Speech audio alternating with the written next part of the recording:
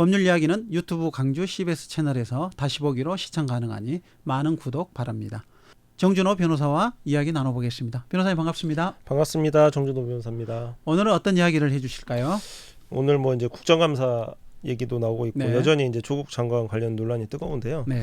뉴스에서 이제 언론 보도가 될 때마다 그 뉴스 자막으로 보면 이제 피의사실 공표 논란 이런 자막 많이 보셨을 네. 건데요. 그래서 오늘은 피의사실 공표죄와 관련된 법률상식 내용 몇 가지를 정리를 해보겠습니다. 네. 오늘 마침 뭐 민주당의 이제 그 검찰개혁 특별위원장이신 이제 박주민 의원이 그 최고위원회에서 검찰 이제 피의사실 공표 문제와 관련해가지고 사실 여름 정도에는 이제 법무부에서 검찰 내부 공보 준칙을 좀 개정을 하겠다 이렇게 네. 얘기를 했었는데요. 이제 박주민 최고위원이 그 내부 준칙으로는 좀 어렵고 국민의 알 권리라든지 여러 가지 인권 문제가 있기 때문에 입법적으로 한번 해결하는 방안을 모색을 해보겠다 이렇게 이제 밝히기도 했었습니다. 네. 조국 법무부 장관 이제 논란 과정에서 가장 좀 쟁점이 됐던, 그러다 보니까 법률 용어임에도 불구하고 피의사실 공표죄에 대해서 많은 이제 시민들이 알게 된 것 같습니다. 네. 먼저 피의사실 공표죄에 관한 기본적인 설명 부탁드리겠습니다. 우선 관련된 그 형법 조항부터 제가 한번 읽어드리겠습니다. 네. 형법 제 126조에서 이제 규정을 하고 있는데요.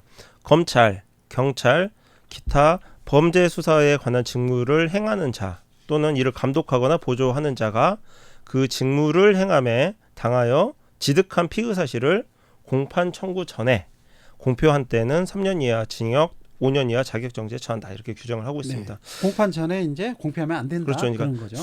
수사 단계에서 혐의 관련 내용이 이제 당사자한테 굉장히 치명적인 프라이버시지 않습니까? 그렇죠. 이제 어떻게든 기소를 안 하고 무혐의로 이제 방어를 하려고 이제 많이 노력을 하시는 단계인데 그때 언론 보도가 돼버리면은 사람들이 이제 죄가 있는 것처럼 많이 여론 오인을 재판이 가버리니까. 해버리기 때문에 공소 제기 전에 수사 관련 내용을 사정기관에서 이제 공표하지 못하도록 이제 막는 취지입니다. 실제로 이제 헌법상 무죄 추정 원칙이 있잖아요. 그래서 이 피의사실 공표를 막는 거는 헌법상 무죄 추정 원칙하고도 좀 결부되는 측면이 있고요. 네. 형사소송법에서도 198조 2항에서 수사기관 종사자에게 피의자의 인권을 존중하고 수사 과정에서 취득한 비밀을 엄수하도록 이렇게 소송법에서도 준수사항을 입법으로 이제 명시를 하고 네. 있습니다. 제가 이제 아까 그 조문 한번 읽어드리면서 공판 청구 전에라고 이제 말씀을 드렸는데요. 피의사실 공표는 이제 공판 청구 이전 단계에서 이제 문제가 된다는 점인데요.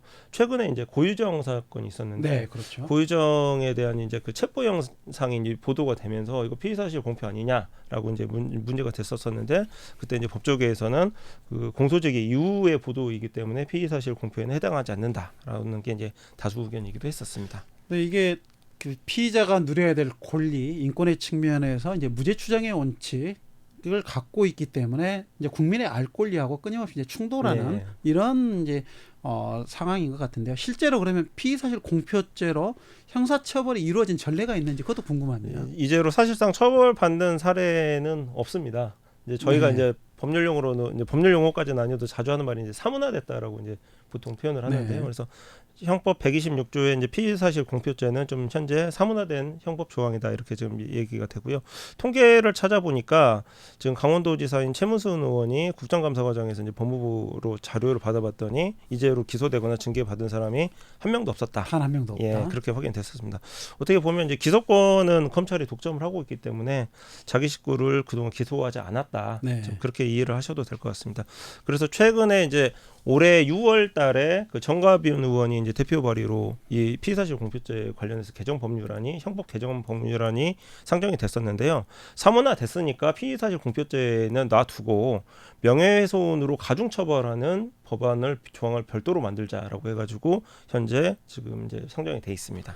근데 이제 피의사실 공표죄로 형사처벌이 이루어진 것이 없다라는 게 피의사실 공표죄에 따른 피의사실 공표가 없었다는 건 아니잖아요. 많이 있었는데 실제 문제된 많이 경우가 발생했고 없었다. 예. 지금도 이제 지속적으로 이제 논란이 되고 있고 많은 이제 시민들이 의혹을 갖고 있는 것이 검찰이 피의 사실을 흘림으로써 여론 재판을 몰아가는 것 아니냐, 예. 뭐 이런 이제 우려와 또 의혹이 있는 것 같은데요. 그러면 피의 사실 공표죄에 관련해서 민사적으로는 손해배상을 청구할 수 있을 수도 있을 것 같은데 그 네. 문제는 또 어떻습니까? 예, 실제로 이제 문제된 사례들이 좀 있었습니다. 민사적으로는 이제 손해배상 청구가 이제 문제가 되는데요. 네. 피의 사실 공표는 보통 이제 일반 국민들 상대로는 이제 특별히 문제가 되지는 않습니다. 개인적으로 누구한테 알려줘서 그게 이제 뭐 보도가 되거나 그런 경우가 많지는 않는데 네. 언론 보도까지 나와야 보통 이제 문제가 되거든요. 근데 언론 보도까지 될 사안 정도라고 하면 사회적으로 굉장히 좀 이슈가 되고 이슈가 있는 되는 비중이 있는 사안이죠. 사안입니다. 그러다 보니까 이제 국민의 알 권리가 그래서 이제 개입을 하게 되는 거고요. 그래서 법원에서는 민사 재판에서 이제 보통 언론 보도로 인한 손해배상 책임을 묻는 사건에서 수사기관이 피의 사실 공표죄를 위법하게 저질렀는지를 네. 그 한 가지 기준으로 이제 판단을 하고 있는 상황입니다. 우선 이제 법원에서는 이제 아까 말씀드린 것처럼 국민의 알 권리를 자체는 인정해서 범죄 사실에 대한 그 언론 보도 자체의 필요성을 인정을 하고 있는데요. 네. 그래서 피해자의 인권 침해와의 이제 비교를 통해 가지고 배상 대상이 되는 언론 보도를 이제 구별하는 방식을 채택을 하고 있습니다. 바로 이 지점에서 언론이 수사기관으로부터 얻은 정보가 피의사실 공표죄 행위에 해당하는지 여부를 좀 유력하게 좀 판단을 하고 있습니다. 그래서 국민의 알 권리와 이제 피의자의 인권 침해 문제가 이제 겹치는 것 같은데 구체적인 사례가 있으면 몇 가지에서 좀 소개를 좀 해주시죠. 이제 문제된 사례를 몇 가지만 좀 소개를 해드리면요. 담당 검사가 이제 피의자가 피의 사실을 강력하게 이제 부인하고 있었던 상황이었습니다. 네. 추가 보강 수사도 조금 부실했고요. 그다음에 참고인들의 진술도 좀 불확실한 진술들이 엇갈린다든가, 있었습니다. 네. 그래서 피해자 이제 그 회사 기밀 유출이 좀 문제가 됐던 사안이었는데 담당 검사는 이제 그 심증을 가지고 있었던 거죠. 그래서 그 회사 유출된 기밀의 내용이라든지 경쟁업체 관계자들에서 앞으로 수사를 어떻게 확대를 해 나갈지 이런 부분들을 기자들한테 상세하게 이제 언급을 했는데 그 언급하는 과정에서 뉘앙스가 그 피해자의 범행이 확정된 듯한 표현을 사용을 해버린 겁니다. 네. 그래서 각 언론사 기자들을 상대로 이제 언론 보도가 이제 나와버리는 됐죠. 사건에 있어서 이 경우에 이제 법원에서는 검사가 이렇게 그 강력 부인하고 보강 증거가 불명확하고 그다음에 참고인 진술이 이제 불확실한 상황에서 공표 행위는 위법성이 조각되지 않는다라고 네. 이렇게 판단을 한 사례가 있었습니다. 근데 재밌는 거는 네. 이렇게 해서 그 검사가 그 기자들한테 피의 사실을 공표를 한 게 위법하지 않은데 그럼 보도 과정에서의 위법성이 어떻게 되느냐 2단계로 나눠서 이제 또 네. 판단을 하게 되는 거죠.